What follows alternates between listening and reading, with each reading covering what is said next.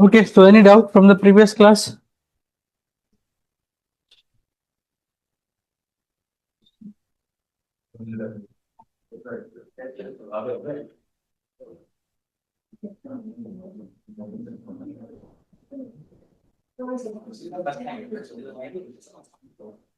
Okay.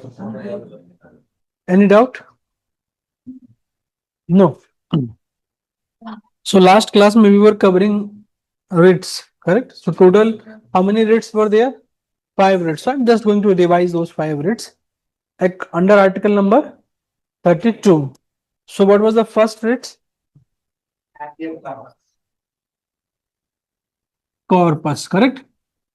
So when you read article number 22, what article number 22 says that if someone is get arrested, then within 24 hours, that person need to be presented before the magistrate. Clear this?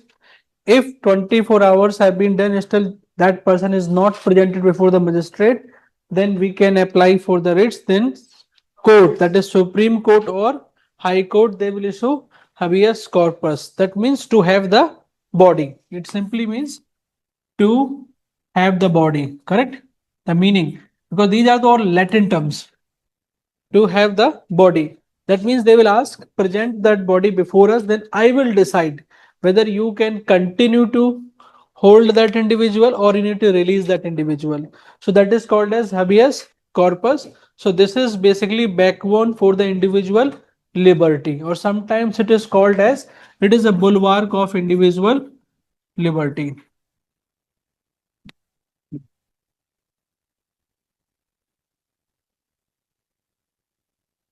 Clear? Bulwark of the individual liberty, that is called as habeas corpus. Any doubt till now? Clear? Now, so this is done.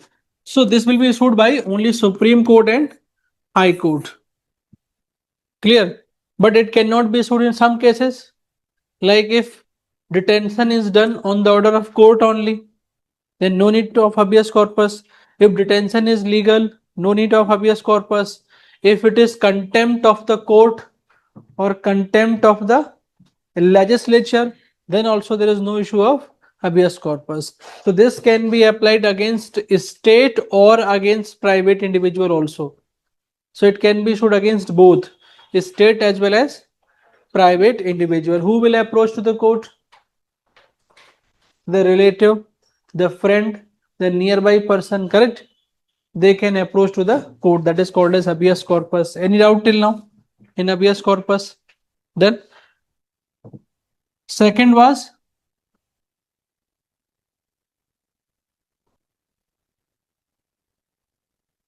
mandamus. That means do your public duty. Whatever the public duty has been assigned to the individual, to the public official, that person need to do that public duty. If they are not doing that public duty, then we can approach the Supreme Court or High Court. Both can issue the mandamus to that public individual, correct? So it will be issued only when the duty is okay as expected from the public official. So it will not be issued against the private individual. Only the public office or government servants or civil servants. Clear? Against them only. But exceptions are there, like against governor, no. Against president, no. Against prime minister, can we issue?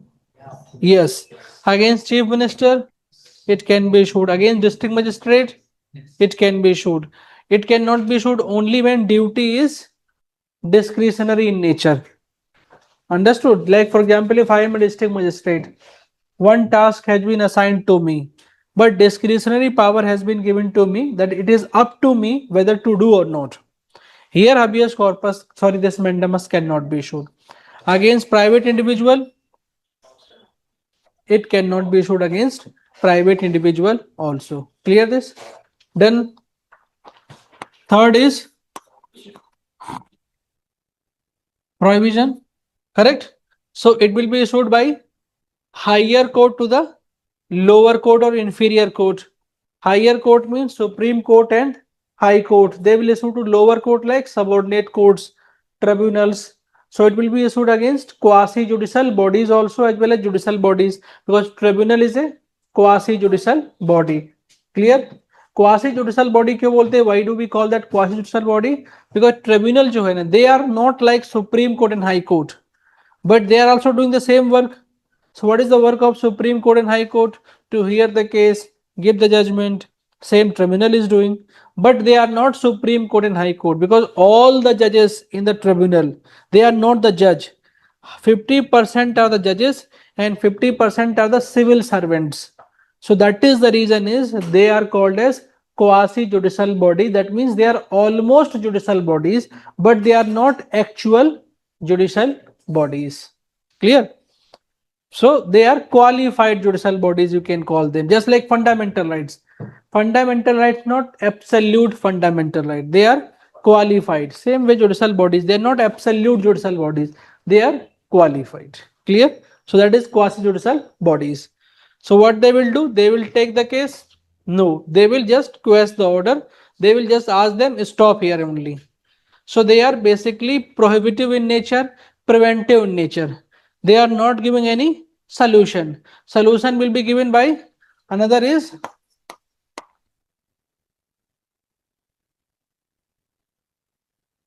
certiorari, correct? That is a solution oriented.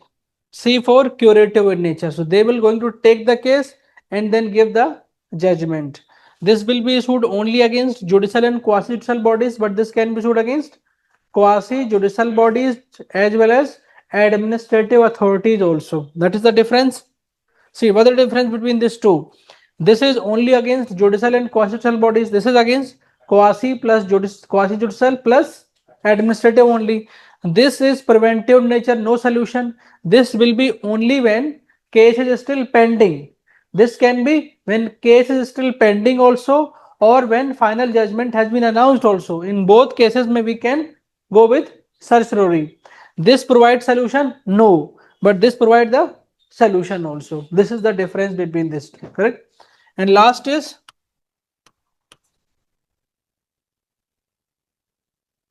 qua warranto, means by what warrant, by what authority you are holding that public office. So someone is occupied the public office illegally, and you came to know that this person is holding that public office unconstitutionally or illegally. Then we can approach to the court. Then court is going to issue the order to that individual कि by what authority you are holding that particular post. Show me that appointment letter. Correct? If he failed, then court will say go away from that public office. Correct? So this will be issued not against private individual, not against ad hoc offices, not against ministerial offices. Correct? And who can approach here? Any individual. Whether that person is related to the case or not related to the case, any individual can approach to the court regarding quo warranto. Now, any doubt?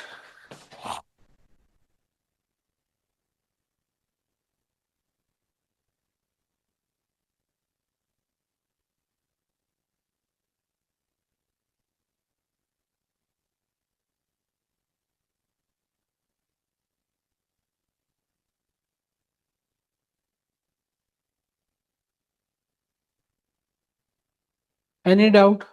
No. So Article 30, too clear. Article 31 we have not covered because it's already repealed. Correct?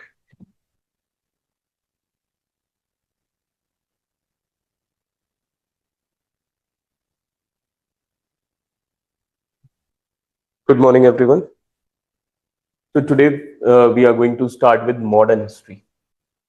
You know, like most of you are preparing for 2026. You know, so first we are going to complete modern India because it has more weightage in prelims examination, and by this end of December, this will be completed. You know, and then we are going to continue with ancient and medieval India. Clear, everyone? Because with this modern India, so what it is going to happen, because you will be completing mains as well as prelims both together. Clear?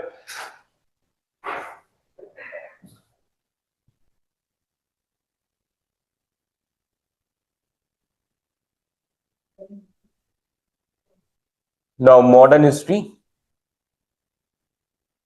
It is the story of a country turned into a nation.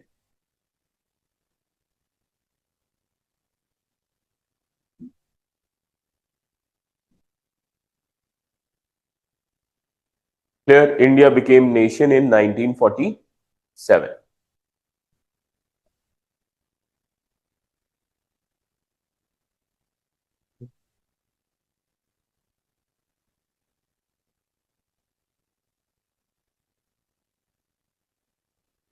So if you see the weightage in prelims of modern history, it has more weightage.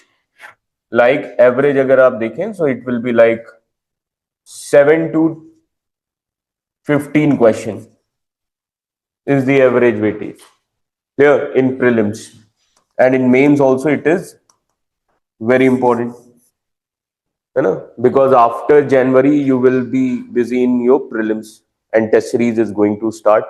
So that is why we are completing first modern India. Clear? And then after that we'll continue with ancient and medieval. Clear? So in mains also it has weightage of 2 to 3 questions every year.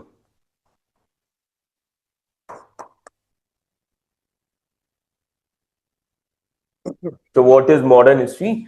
Story of a country turned into a nation.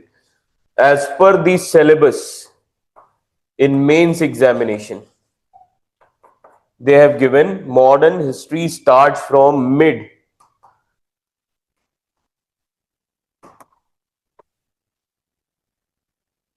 of 18th century. So mid of 18th century means 1750s. Clear? But from the perspective of prelims, we need to start with advent of Europeans. Advent of Europeans. So Europeans came Vasco da Gama, 1498. That means in India at that time medieval history was going on. Clear? So we are going to start with advent of Europeans. Draw this.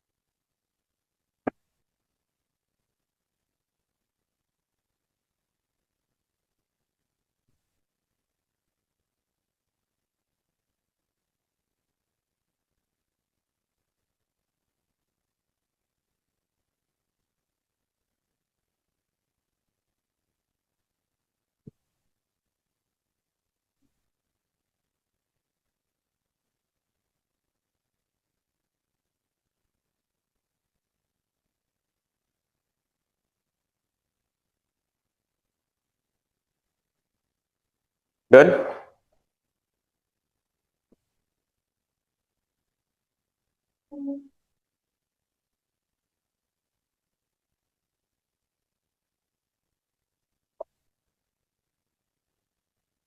So modern India starts from 1757, then 1857, and then 1947. 1757 till 1857. This phase, rule of East India Company. Rule of East India Company. Here, India was divided into different kingdoms like Bengal Nawab, Awadh Nawab, Hyderabad Nizam, Marathas, Mysore, different kingdoms were there. And all these rulers, they were fighting not for India, for their region, for their existence. So this phase is called as struggle for existence.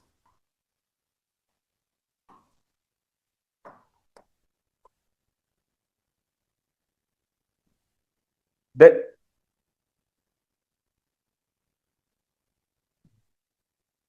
Then 1857 revolt,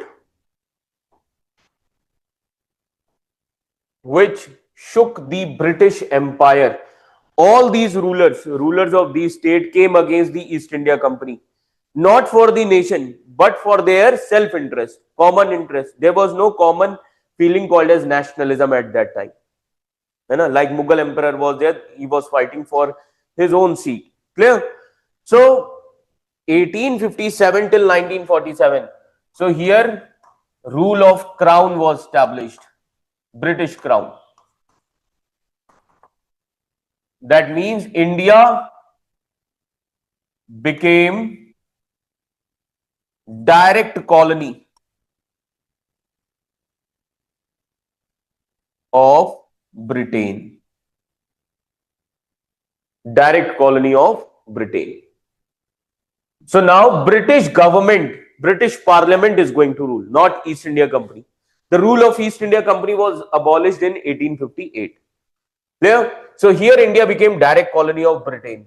So here, because of the British education, a new educated middle class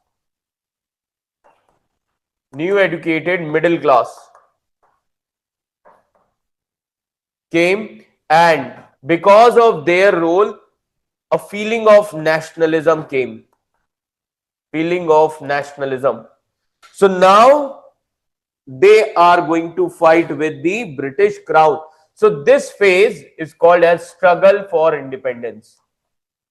Struggle for independence. So there is one book of Bipin Chandra, India's Struggle for Independence. That book starts from 1857. Clear? So struggle for independence is the second phase. This is your syllabus. First phase 1757 to 1857, which is called as struggle for existence. Second phase from 1857 to 1947, which is called as struggle for independence. Growths.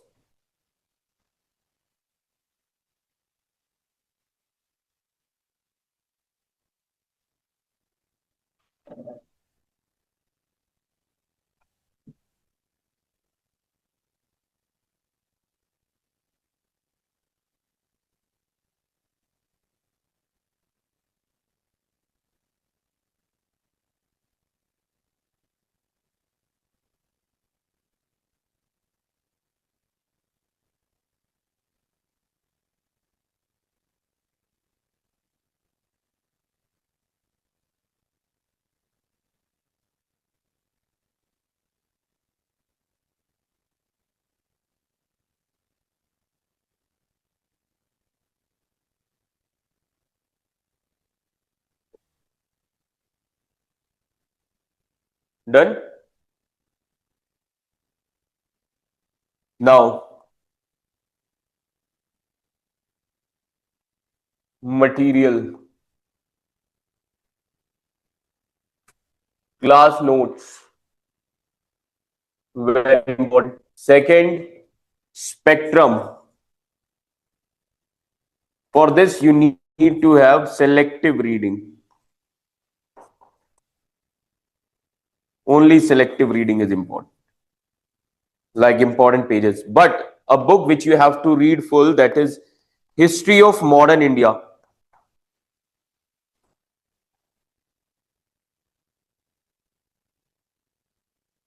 By Bipin Chandra. Either you can read this book or old NCRT of Bipin Chandra. Content of both the books are same as it is. Clear? Red color ka cover page. Clear? Yes. This is the book that you have to purchase. Clear? Either old NCRT or this book. The content, chapter, everything is same. Clear? Not struggle for independence. Bipin Chandra ki jo hai na? This one is clear to all of you? Yes. Newly educated middle class which got education from British. Clear? British level of education. Clear? So a new class came in India who started understanding the nature of British rule, that it is exploitative in nature. So now they are going to create the awakening among the masses, and then it will give birth to nationalism. Clear?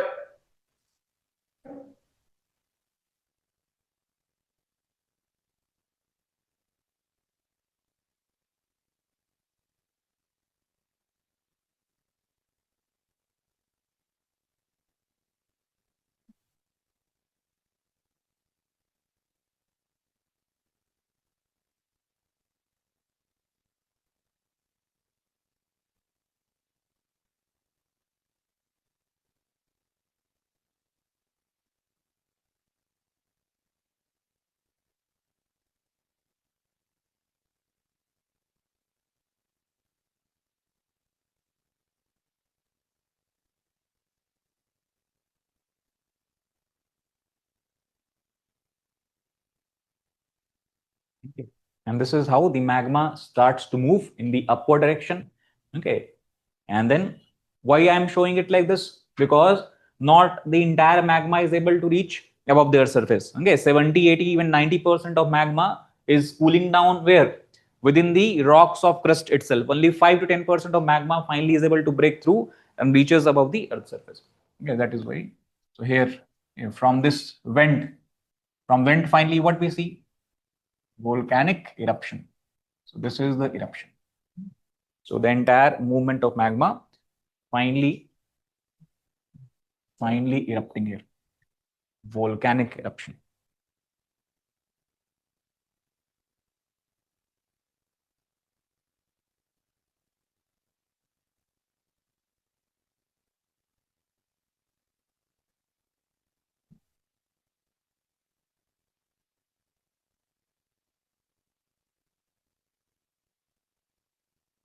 Yeah, so for all the 5 parts, one line explainer, okay, or definition we can write.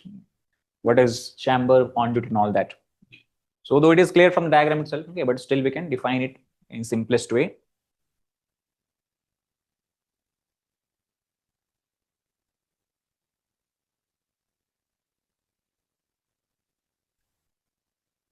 So first is magma chamber. Okay, we can write about this. Magma chamber. Also, if you look, what is the term we are using here? Magma. Okay, so as long as this molten rocks are below the surface, what is the term we will use? Magma. Once it reaches above the earth surface, like for example, after eruption, what is this? This is we call as lava. Okay, that difference should be clear. So magma chamber we can write. Okay, magma chamber. It is the source region. It is the source region of magma or lava flow. It is the source region of magma or lava flow formed due to plate convergence or divergence.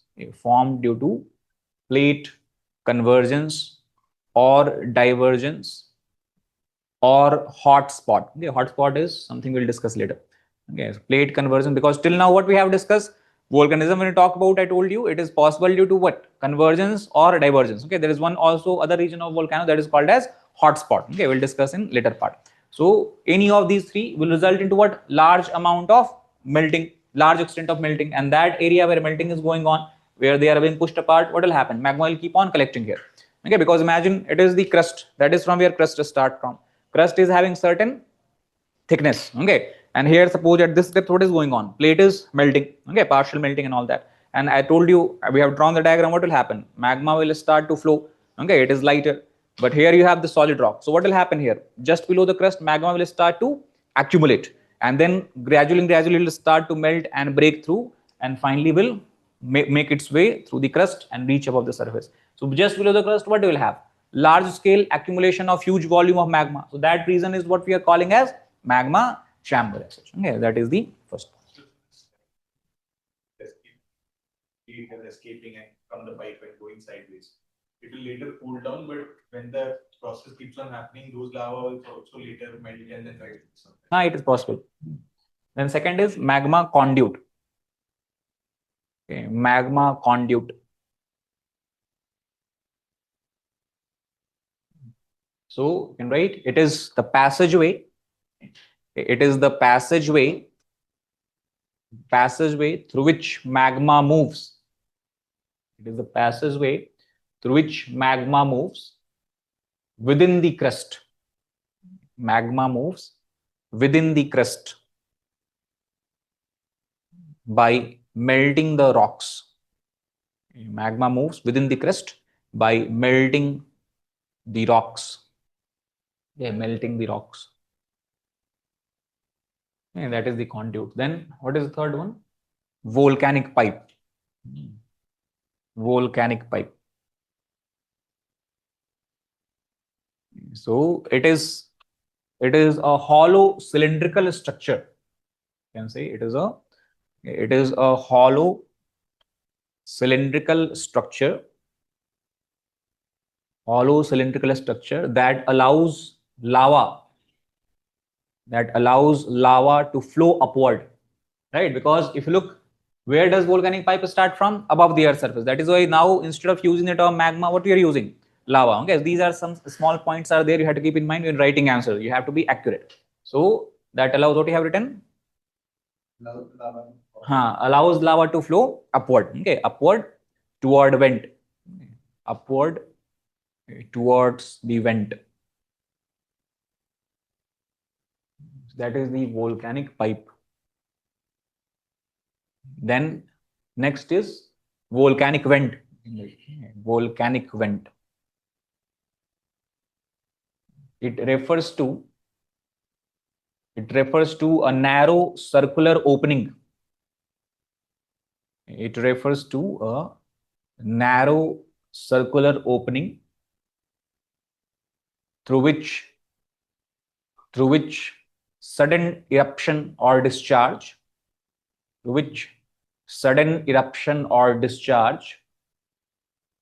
of volcanic materials,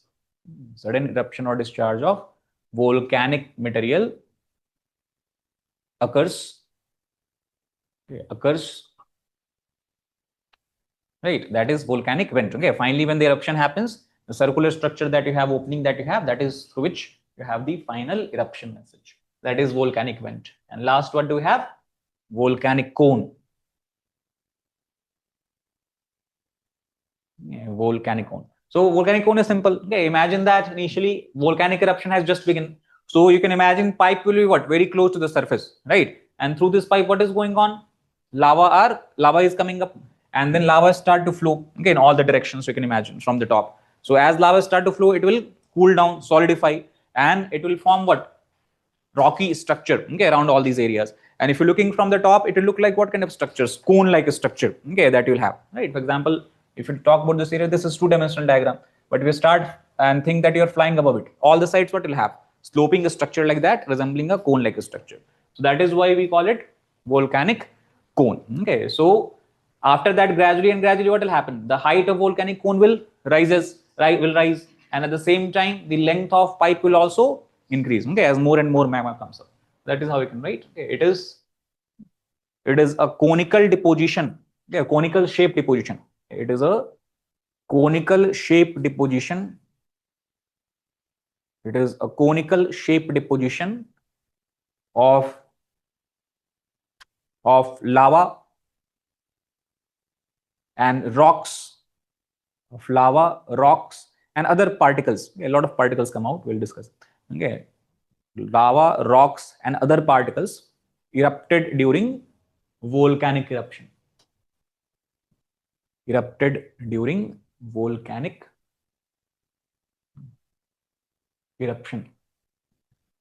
So that is the volcanic cone. So these are the 5 components you have, okay, in almost all of the volcanoes that you have. Okay, shape and size might change here and there, but overall these components are kind of universal, we can say. That is how you can draw and explain the structure of volcano. Sometimes they ask you the components of volcano. So components of volcano is nothing but these 5 parts, okay, that you have in a volcanic structure. This is what we call as component.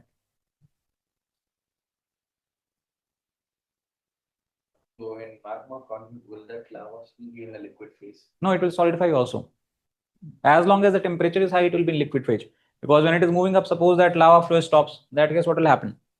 It will cool down, okay, gradually. So solidification of lava will not only happen above the earth's surface, solidification will also happen where? In these structures and all that. That is why once eruption has happened, it has stopped. This entire area is not what?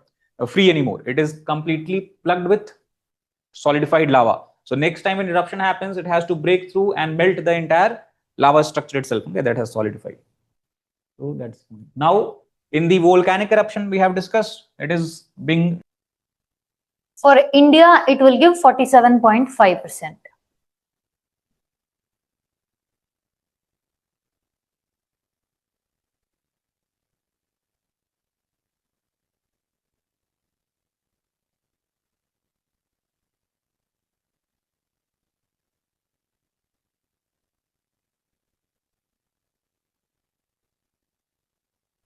Total operational timeline will be for 30 years. In 30 years, 5% it will get to Afghanistan, 47.5% to Pakistan, and 47.5% to India.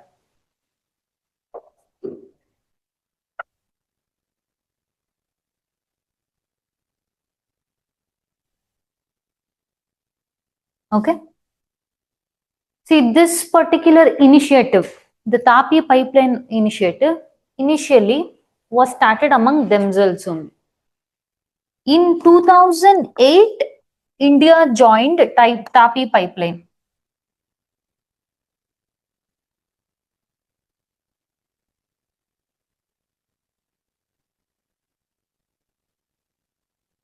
India joined Tapi Initiative.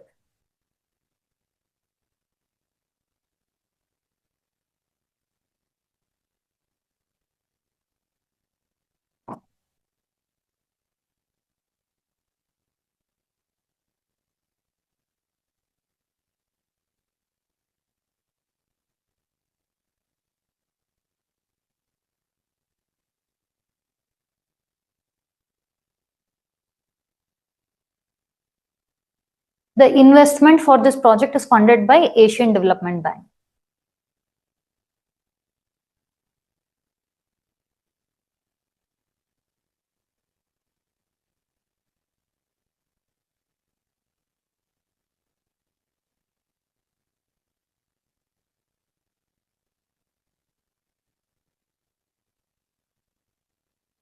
Done?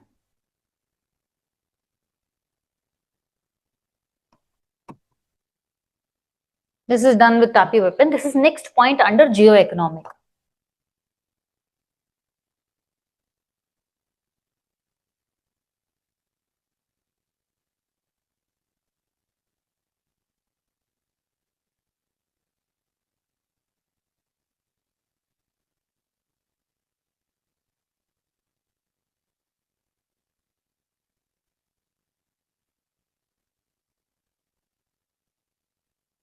India and Afghanistan signed a preferential trade agreement in 2003.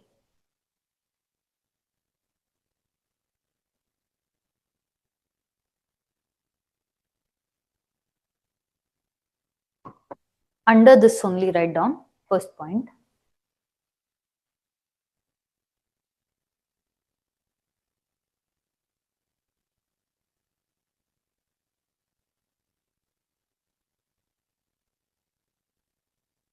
This point is done.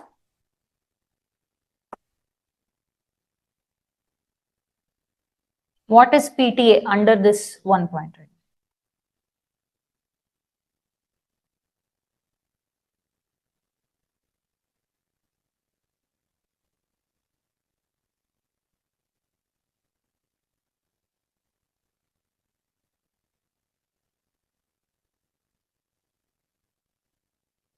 India gives 50 to 100% tariff concession depending on the year for 38 Afghanistan dry fruits. So PTA basically means that some extra concession will be given to particular country in whichever country you sign a PTA with.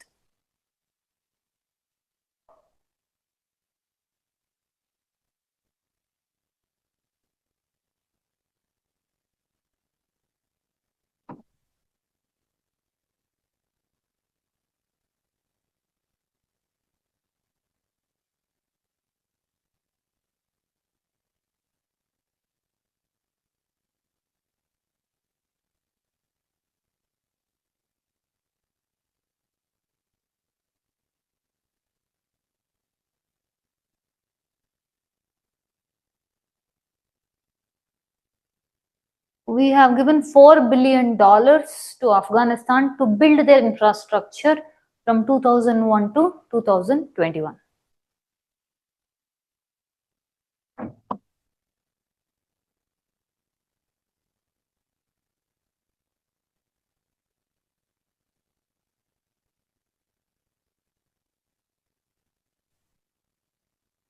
Okay.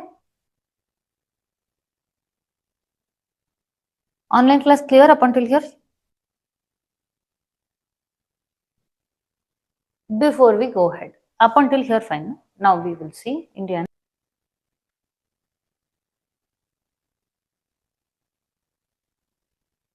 This is India and Afghanistan. Basically, few things I want you to see is this particular stretch of land is your Afghanistan.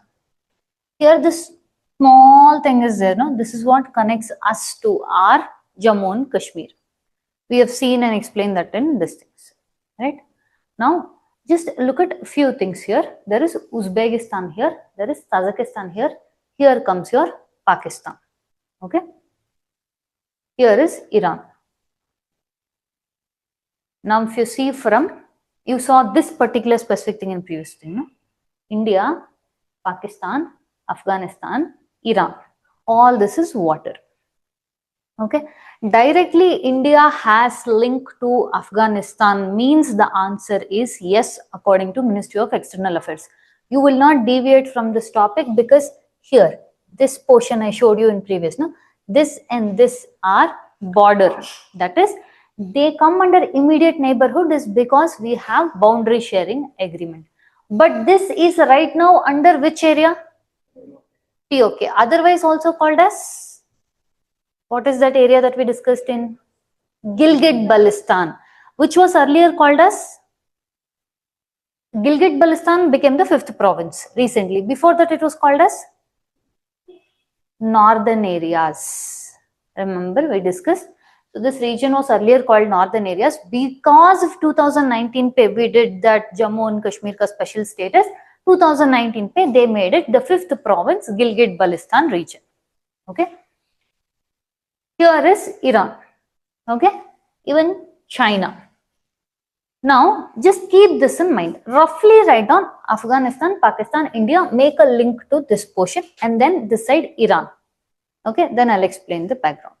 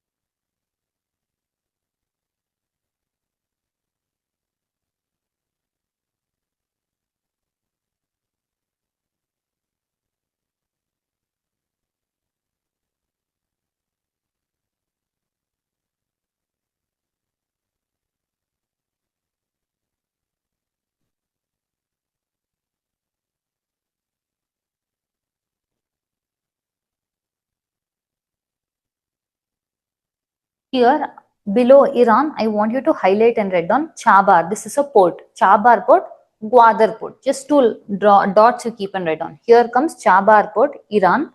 Here is Gwadar port, Gwadar, Gwadar port. Below Pakistan. One dot keep there. Chabar port, Gwadar port. Gwadar port.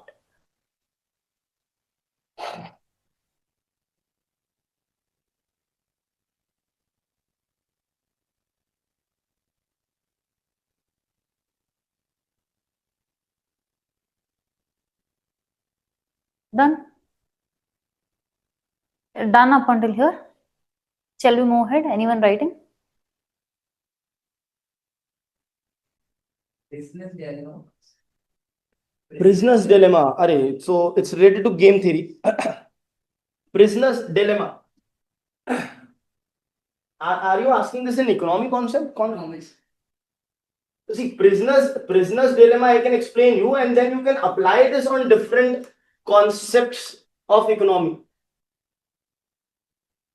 It's basically a situation of dilemma which is there. Now, what is the situation of dilemma? Let's see. The thing is, it's you and your friend.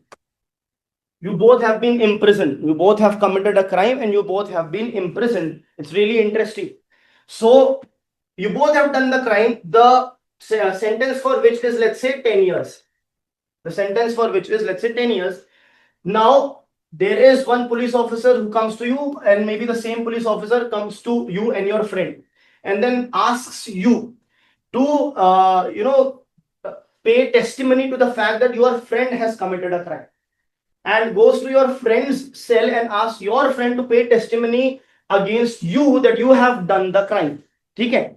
If both of you remain silent, if both remain silent, then what will happen? You will not get any sentence, no imprisonment. Both remaining silent, no imprisonment.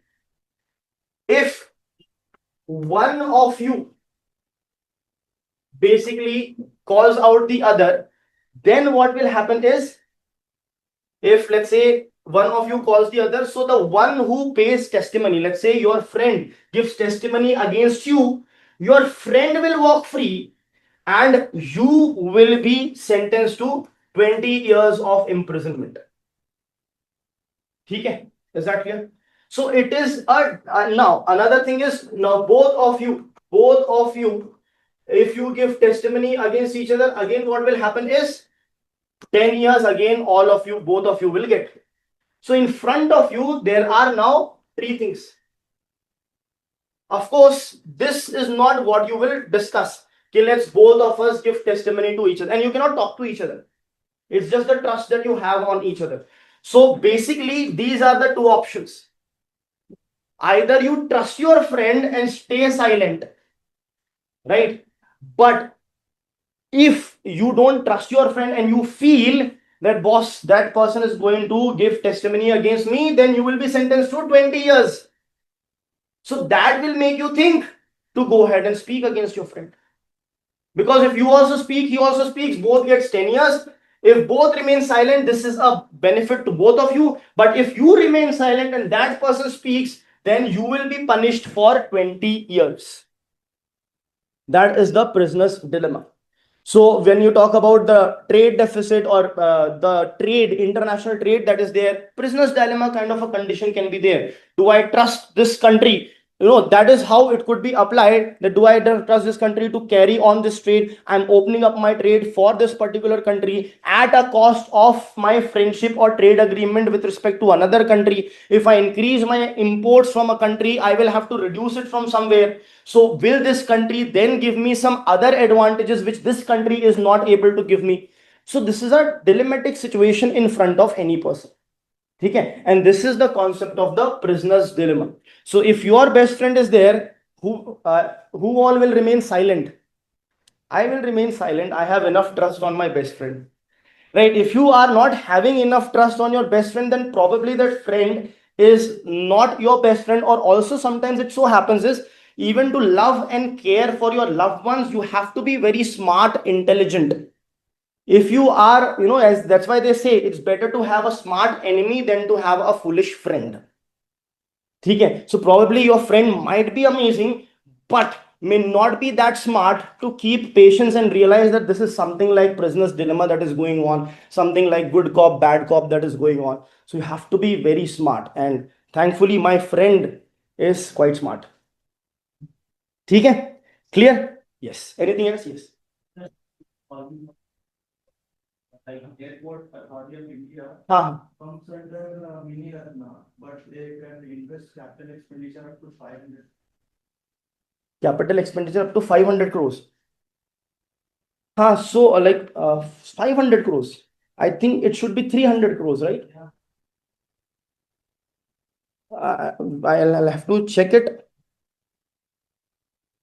How will come under the mini Ratna? The criteria, it would have followed the criteria.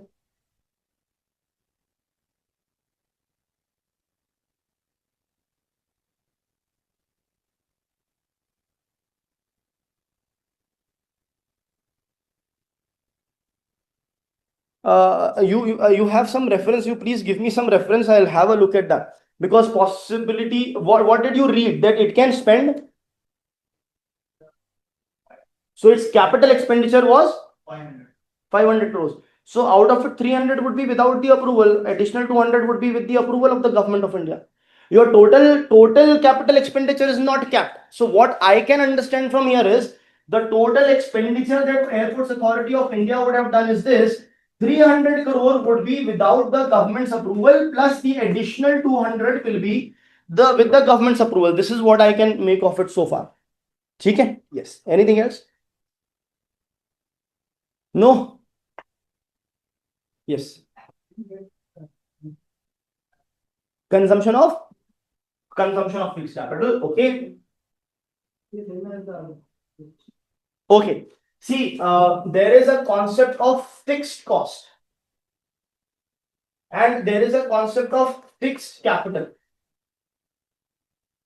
Fixed capital, slightly related.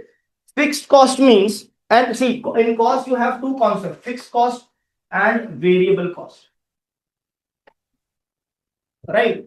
Sharif, you have joined Legacy IAS Academy, right? Can you tell me what all are the fixed cost of Legacy IAS Academy and what all are the variable cost of Legacy IAS Academy?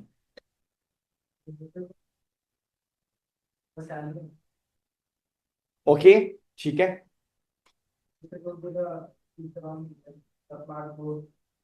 Very good. So you know already this is a fixed expenditure. Whether one student is there or 240 students are there, one smart board is enough, right? But there will be variable. Now variable cost will be what? Which will change with the number of students that are there. Sometimes it can so happen even the fix might have to change in the sense that, or the efficiency may change. Let's say one digital board you have.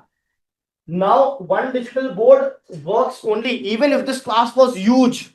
You've seen in Delhi there are big classes, the class will be huge, there will be another digital board there so that the people at behind can also see.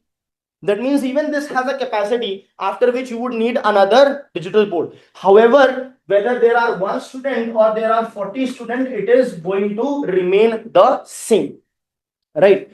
But providing current affairs notes to you, the hard copy of current affairs notes to you. So if only one student is enrolled, you have to give only one copy of it. If 10 students are enrolled, you have to give 10 copies of it. So your notebooks, etc., are basically the variable cost. Now these fixed costs generally happens for things which are like capital expenditure, but not necessarily. So we have the concept of fixed capital. Now this particular digital board is a fixed capital. It's a fixed capital. Okay. It's a capital expenditure. Why it's a capital expenditure? This is an asset that has been created. Imagine if Legacy IAS Academy has to liquidate today, it will sell off this.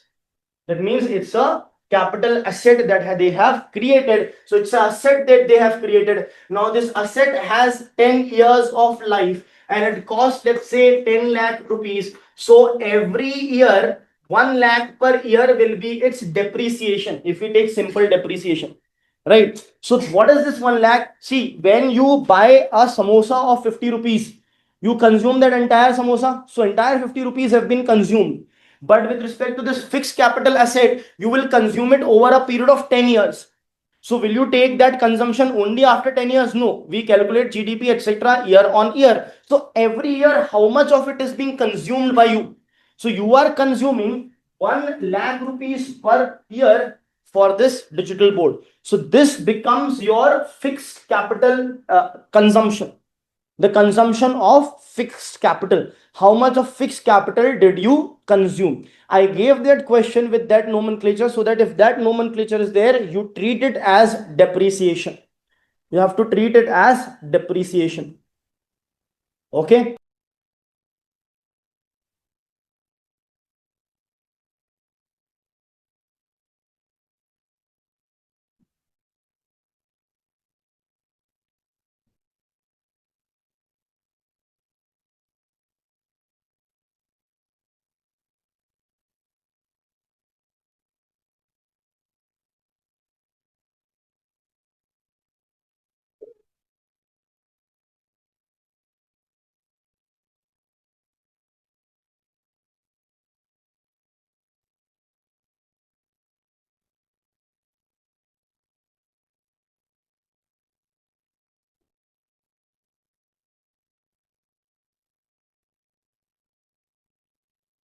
in this a person X is distributing among these 6 people, and it says suppose A gets twice the number of pen received by B. So all these equation like things you have to write. Now one more thing is important, that is the last line.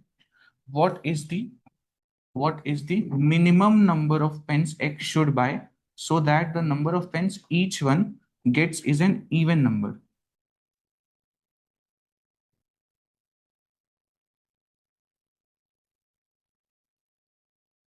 So first thing is, of course, like very intuitive, that you cannot have half pence, 1/4 pence. So one is it should be a whole number, and the other thing is that whole number for each one of them has to be an even number also.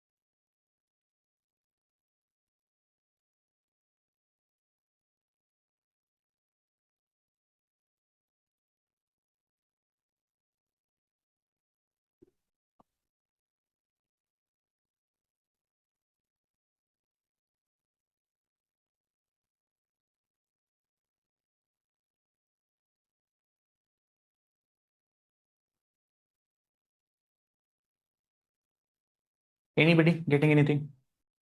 No? Okay, let's see. So X is distributing among all these. Now just read the sentences and keep writing the equation. So it says suppose A gets twice the number of pens received by B. That means what? Equation between A and B will be A receives twice of what B receives. This is fine, correct? Then next one. Suppose A gets twice the number of pens received by B, 3 times that of C. This is with respect to who? A, correct? So this is A is also equal to 3 times C. Then I think it will be a pattern. So 4 times that of D, 5 times of E, 6 times of F. So A is equals to 4 times D, A is equals to 5 times E, and A is equals to 6 times F. Correct? Yeah.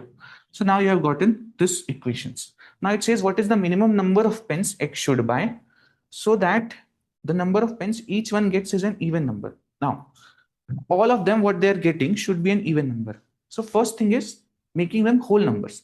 Now, what this tells you, A is equals to 2B. That means if B has to be a whole number, A must be completely divisible by 2. This is fine. If B has to be a whole number, then because B is equals to what? B is equals to A by 2. Now this has to be a whole number. If this has to be a whole number, that means what? That means A must be divisible by 2. This is fine. A must be divisible by 2. Because if A is not divisible by 2, let's say this is 3. So 3 by 2 will be 1.5, which makes no sense. 1.5 pen. Okay. So this has to be divisible by 2. Similarly, A must be divisible by, this was 2, must be divisible by 2. Then must be also divisible by same logic, 3 by 4 by 5 by 6. So A must be divisible by all of these numbers. If A is divisible by all of these numbers, what I can take? I can take the LCM of all of these numbers. Then only it will divide all of them. So I take LCM. So LCM of 2, 3, 4, 5, 6. What will be the LCM? 2, 3, 4, 5, 6. Okay, so LCM comes out to be 60. Okay, if you want to find out, just see 6 and 5. They have nothing in common. So just multiply them. 6 5s are 30. Then start looking for multiples of it. So 30 is not divisible by 4. Then make it twice. 60 is divisible by 4 also. So all numbers are divisible by 60. 60 becomes the LCM. Now LCM is 60. So this can be a value of 8. Correct. This is the, now A can also be multiples of 60 because that also will divide all of them. 2, 3, 4, 5, 6. 120 will also divide all of them. Correct. So it can be 120 also, or 180, 240, like that. So now first, now the question asks minimum number of pens. Minimum number of pens X should buy. So that means let me first try 60 only. So if this is 60, if A is equals to 60, then what you will have? You will have B is equals to what? If A is 60, B is what? 30. B is 30. Fine. It is an even number, so this is fine. This is also fine. Now, next, C is equals to 20. Even number, fine. Then D is equals to 15. 15 is even number. This is an odd number. So this is not fine. So that means it is not satisfying for 60. For 60, it is not satisfying. Then we'll try for next number, that is 120. Can you feel for 120? All of these things will be multiplied by 2. So all of them will become even. For example, let's just find it. So D, after that E. E will be 60 by 5, that is 12. And F is equals to 60 by 6 is equals to 10. Now, if I divide 120 by all of these, I will get double these numbers. Correct? So what I get? I get A is equals to 120. I get B is equals to 30 into 2. So this becomes 60. C becomes equal to 40. D becomes 30. E becomes 24. And F becomes 10 to the 20. Now I have all the numbers. Can you see all of them being even? All of them are even as the question asked them to be. Now I add all these numbers to get the total number of pens that X would require. So what do you get? 120 plus 60 plus 40. So 60 plus 40 is 100. 100 plus 120 is 220. 220 plus 30 is 250. 250 plus 24 is 274. 274 plus 20 is 294 is the answer.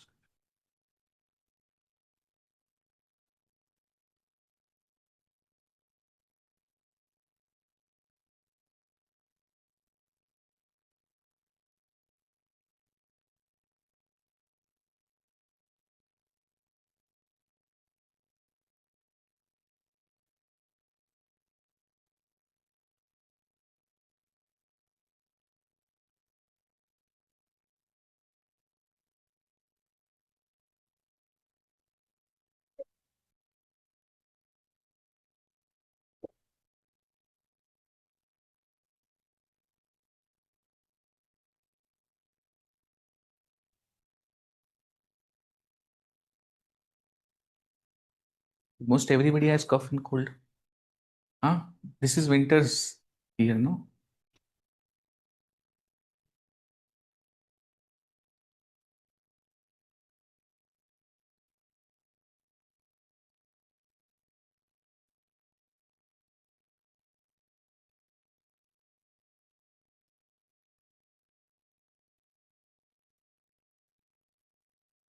Just write down the solution.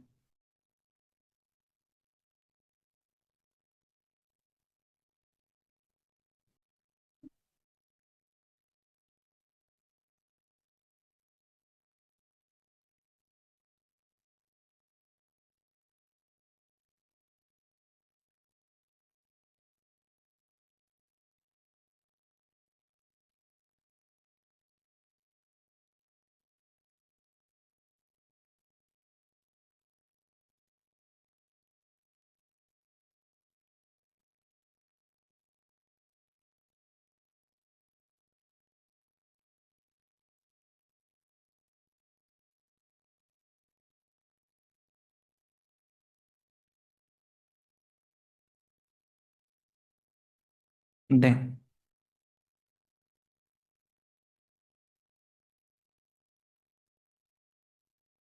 What is it? Surroundings?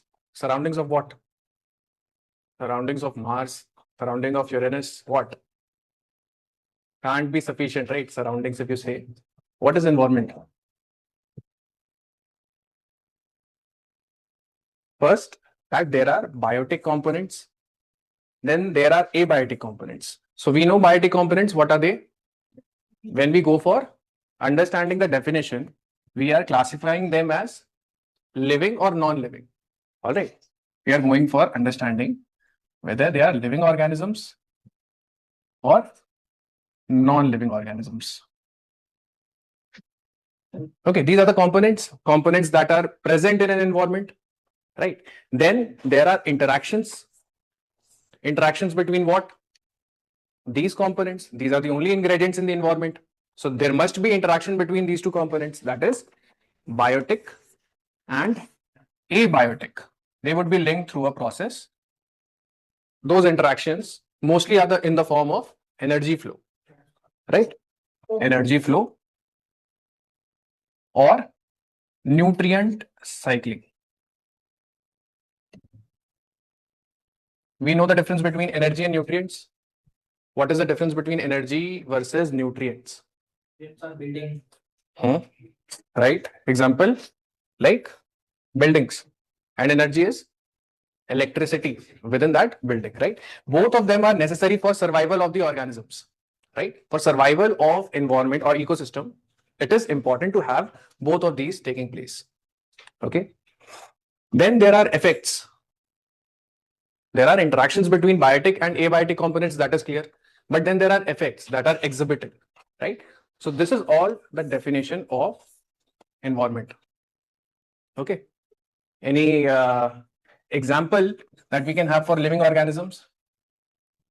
Plants, animals, right? All kinds of living organisms, plants, animals, right? What about non-living organisms or non-living components rather? Sunlight, right? Sunlight, you can have air, water, climate. Okay, these are all the factors, these are all the components that are formed that are composed in the abiotic component, and they shape how the biotic organisms will interact. Okay, the biotic component needs to have these two processes. One is the energy flow and the other is the nutrient cycle, right? Both of these would be supplied by the abiotic components, right? And then this interaction will have certain effects. This is your environment. Okay. Next important thing is, tell me if the biotic as well as the organic. Now we have learned that biotic is living organisms, है ना? Biotic living organisms. Do you know what living organisms are made up of? Cells or biomolecules. What are those biomolecules? Biomolecules. Those are the elements. Biomolecules are of different types. Okay, this will go a bit into biology, but we will not go very deep into it. We will just understand those terms that you have already studied in your science and tech part or in your school level, right? What are those? Carbohydrates, lipids, protein, and nucleic acid. Okay, these components make up life. These are the biomolecules that are present in the living organism. That is how you distinguish between a biotic and abiotic component. Okay, you cannot you might say that there are nutrients also that we are consuming, but these are the biomolecules that show their presence within the biotic organisms. Okay, so what are the usage if you have if somebody had biology, what is the use of all of these biomolecules? Just a general knowledge kind of a thing. They provide macronutrients. Macronutrients, okay. Carbohydrates will provide what? Yeah. Yes, energy. Glucose, right? Lipids, fat, right? Long-term energy storage. All right. Proteins. You will have multiple types of proteins. Enzymes are proteins. They will aid in your chemical reactions. Hemoglobin is again a protein. Right. All of these are important. then nucleic acid, your DNA, RNA. So these all components are there in the living organisms and that make up life. All right. So by understanding biotic, let us also understand what is organic. What are organic compounds? Can be decomposed. Any other definition for organic compounds? Or rather, if you want to think, what is the difference between organic compound and inorganic compound? Carbon is there. There is a specific carbon-hydrogen framework. Okay, have you seen the structures of all of these biomolecules? Carbohydrates, glucose. What do we have? C6H12O6. That means carbon, hydrogen, and oxygen. They are in the ratio of 1:2:1. Right? There is a carbon-hydrogen framework that we can see. Okay, even in your DNA, that helical structure that you have, right? You will have carbon-hydrogen bonds. Even lipids and proteins, they will also have amino acids, right? So this carbon-hydrogen framework seems to be there in a lot of organic compounds. Okay, but there are exceptions. There are exceptions that some organic compounds exist that are not having this kind of a framework. Okay, do you have an example? We have carbon tetrachloride. This is an organic compound, okay, but without a carbon-hydrogen framework. We have what you study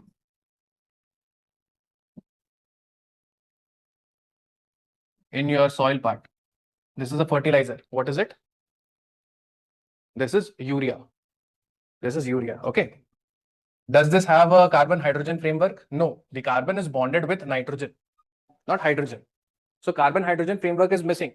So this means that organic compounds, most of them will have carbon-hydrogen framework, and that part is essential for creating the biomolecules, that is essential for creating life.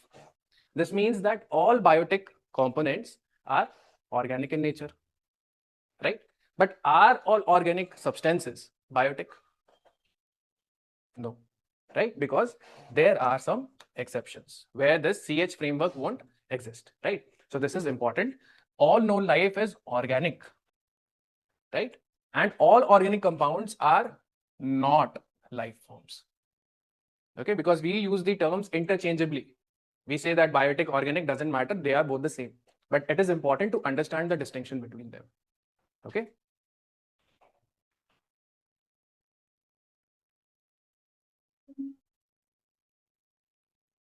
By moose. By moose. Rudolf Moose.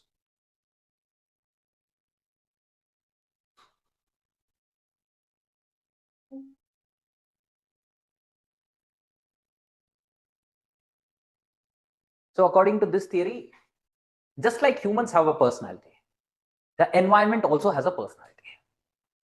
Different environments have different personalities. So that is the basic understanding. According to this theory, different environments can be treated as different personalities, just like humans.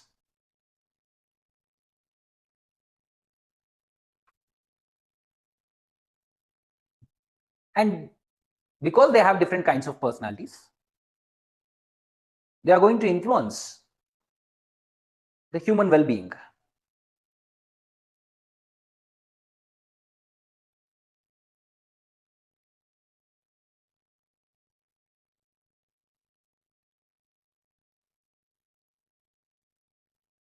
Okay.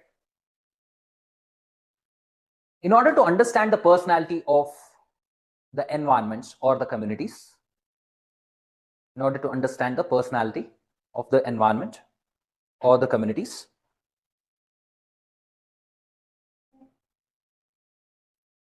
three broad dimensions are used. Three broad dimensions are used to assess the environment or the personality. When I say personality, whose personality? The personality of the environments.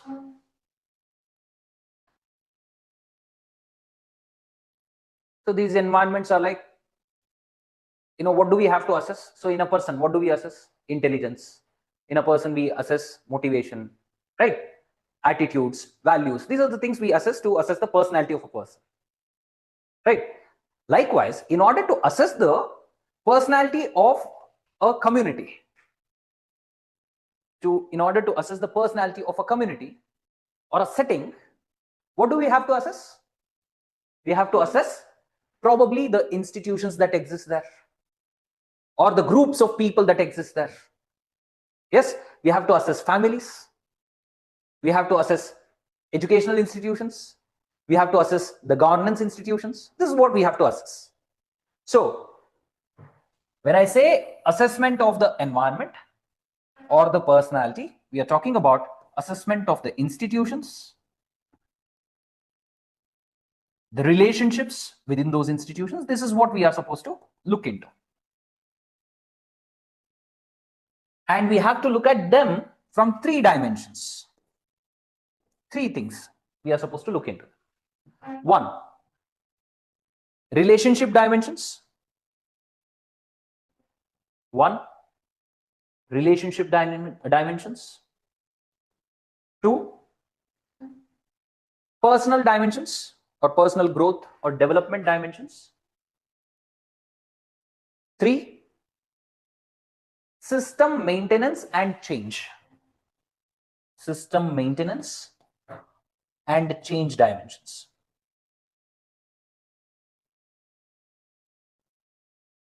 System maintenance and change dimensions.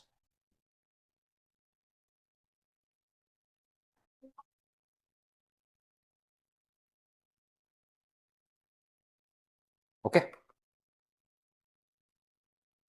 So all it means is this.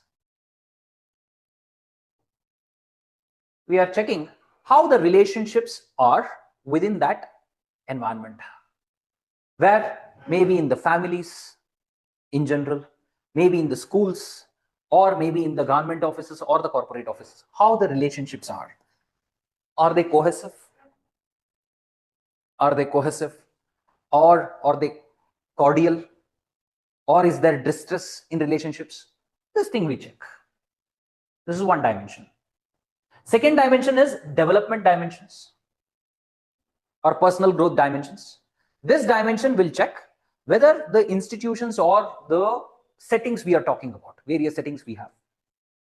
So within the environment, we have various components, maybe schools, families. Do they allow autonomy? Do they allow people to express themselves? Do they provide opportunities for personal growth? Do they allow them to express their interests? All these things. Right? And thirdly, it is about system maintenance and change. What is this about? This is more about whether the system is going to allow innovations and whether it is open to adaptation. Right? How well does the environment allow more innovations? Is it open or is it closed? All these things decide the kind of relationships that exist in a community and whether the community well-being happens or not. So this is what, these are the 3 broad dimensions along which we are supposed to assess the personality of an environment or a community. Understood? So this is social climate theory by Moss.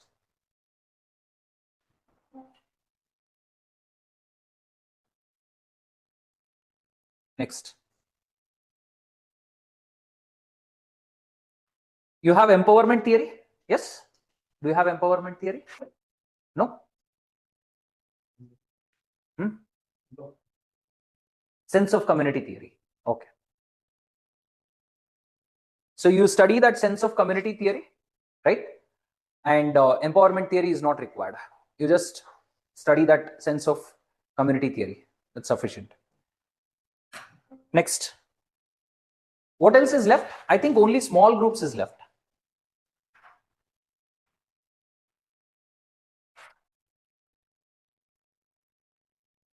Strategies for social change you study. There's not much, so it's more like GS.